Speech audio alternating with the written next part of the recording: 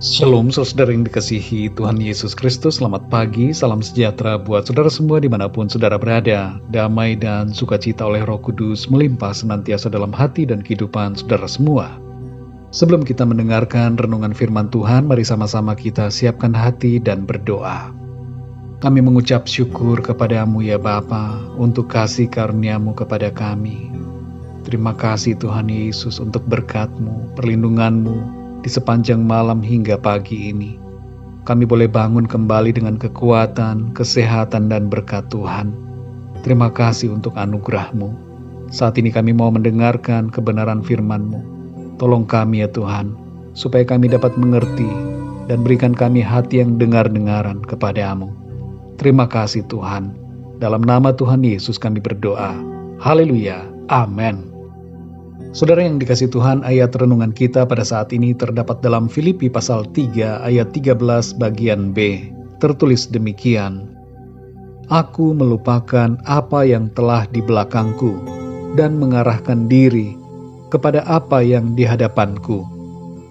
Saudara yang dikasihi Tuhan, seorang pria gelandangan berjalan terbungkuk dengan cukup banyak tas di punggungnya, di dadanya, dan di tangannya.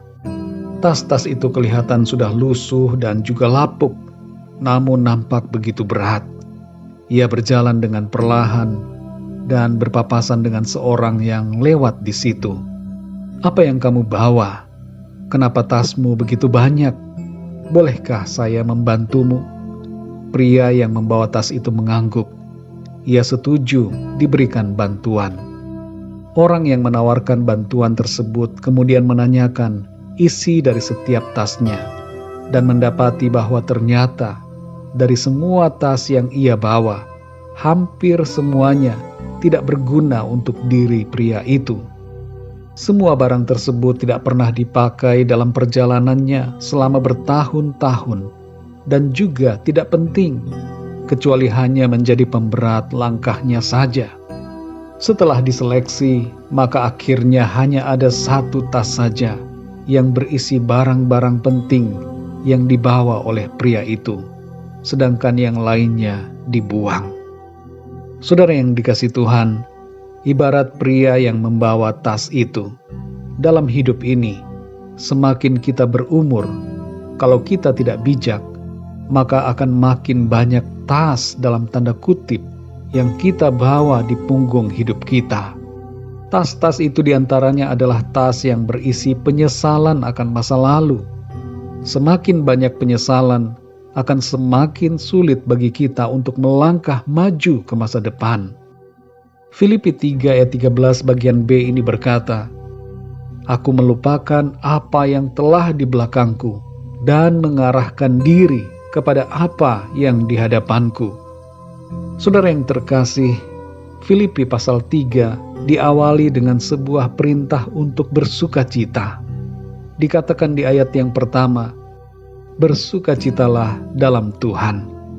Dan diteruskan dengan nasihat untuk tidak menaruh percaya kepada hal-hal lahiriah.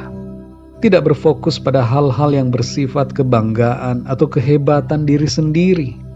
Sekalipun Rasul Paulus punya banyak alasan untuk berbangga diri, tapi ia menganggap semua kegemilangannya di masa lalu hanyalah sebagai sampah belaka. Bila dipikirkan secara manusia, maka sebenarnya keadaan Paulus yang dulu lebih enak secara lahiriah dibandingkan ketika ia menjadi rasul dan penginjil, di mana ia mengalami banyak tantangan dan penderitaan. Namun itu tidak menjadikan dirinya terhambat dan terkungkung dalam pikiran penyesalan. Justru sebaliknya, di dalam Tuhan Yesus ia mengalami sukacita yang melebihi segala-galanya. Saudara yang dikasihi Tuhan, sebagai orang yang sudah percaya dan hidup dalam iman kepada Tuhan Yesus, jangan biarkan diri kita terbebani dengan berbagai penyesalan akan masa lalu yang bisa menghambat pertumbuhan iman dan melambatkan perjalanan kita dalam pengiringan akan Tuhan. Terus-menerus memandang kepada masa lalu tidak akan membuat kita bergerak maju. Sebaliknya kita akan mundur dalam kesedihan dan kekecewaan. Firman Tuhan katakan, Barang siapa yang ada di dalam Kristus, dia adalah ciptaan baru. Yang lama sudah berlalu, yang baru sudah datang. Maka dari itu, saudara, sebenarnya tidak ada alasan bagi kita untuk terus-menerus hidup dalam penyesalan. Tuhan sudah membaharui kita. Karena itu lepaskanlah segala penyesalan masa lalu dan arahkan mata iman kita kepada Tuhan untuk berjalan maju menuju masa depan dalam rencana Tuhan. Selalu ada yang baru di dalam Tuhan. Setiap pagi rahmat-Nya baru bagi kita. Bersyukurlah atas setiap hari yang baru.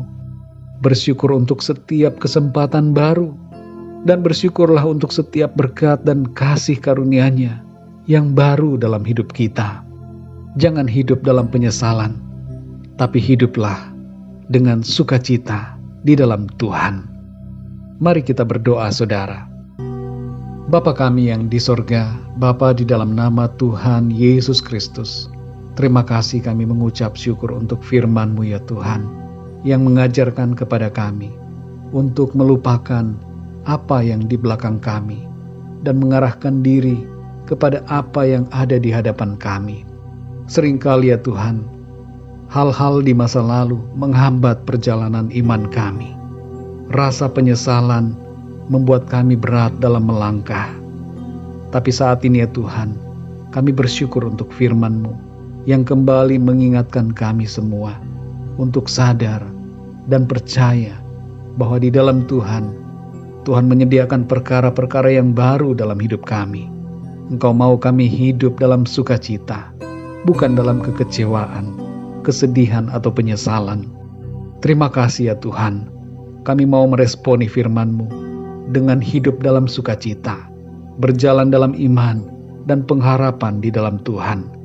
Kami yakin dan percaya hidup kami penuh dengan damai sejahtera, penuh dengan berkat dan pemeliharaan Tuhan. Penyertaan-Mu yang sempurna melingkupi kami senantiasa. Terima kasih Tuhan. Di sepanjang hari ini kami mohon pimpinan-Mu atas kami. Sertai kami dalam segala aktivitas kami. Biarlah semua yang kami lakukan pada hari ini menyenangkan hati-Mu Tuhan. Kami berdoa untuk setiap dari kami yang saat ini sedang mengalami masalah, pergumulan hidup, berbagai persoalan, sakit penyakit, dan segala beban, agar Tuhan Engkau menjamah, memberikan jalan keluar, kesembuhan, mujizat, dan pertolongan-Mu yang ajaib atas setiap kami. Terima kasih ya Tuhan. Kami percaya Tuhan menjawab setiap doa kami. Engkau peduli dan Engkau bertindak atas kami. Terima kasih ya Tuhan. Berkat dan damai sejahtera serta kasih karunia-Mu kami terima dengan berlimpah. Terpujilah nama-Mu ya Bapa. Dalam nama Tuhan Yesus Kristus, Tuhan dan Juru Selamat kami berdoa dan mengucap syukur. Haleluya. Amin. Puji Tuhan, saudara yang dikasihi Tuhan, saya percaya firman Tuhan menjadi berkat dan kekuatan buat saudara semua, dan Roh Kudus akan menolong saudara untuk lebih lagi memahami kebenaran firman Tuhan. Tuhan Yesus memberkati saudara semua. Sampai jumpa dalam renungan yang berikutnya. Haleluya.